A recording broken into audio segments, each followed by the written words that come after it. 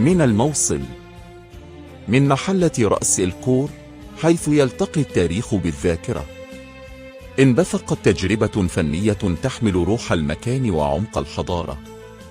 هناك ولدت الفنانة التشكيلية مها أحمد عبد الحمودي، لتشق طريقها بهدوء وثبات في عالم الفن التشكيلي.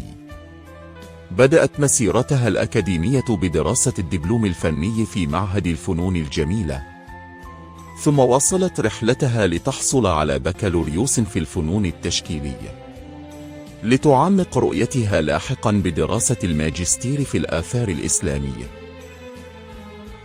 عملت تدريسية في معهد الفنون الجميلة، وقدمت خبرتها في مجالات متعددة: الرسم، الخط، الزخرفة، التصميم، السيراميك، والأشغال اليدوية، وفن الإبرو لتحضير أرضيات اللوحات الخطية.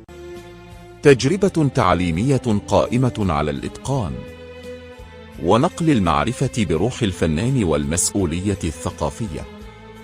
تتميز الفنانة بإجادة أنواع الخط الكوفي، حيث يتحول الحرف في أعمالها من شكل بصري إلى هوية فنية نابضة بالمعنى.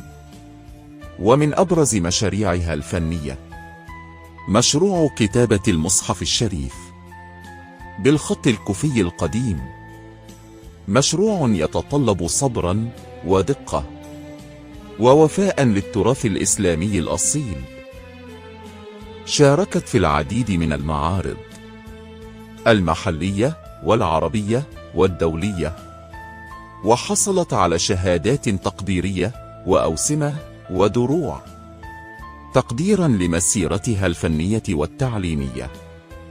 الفنانة التشكيلية مها تجربة فنية تؤمن بأن الحرف ليس زينة، ولا اللوحة شكلا عابرا، بل رسالة وذاكرة وهوية تمتد من الماضي إلى الحاضر.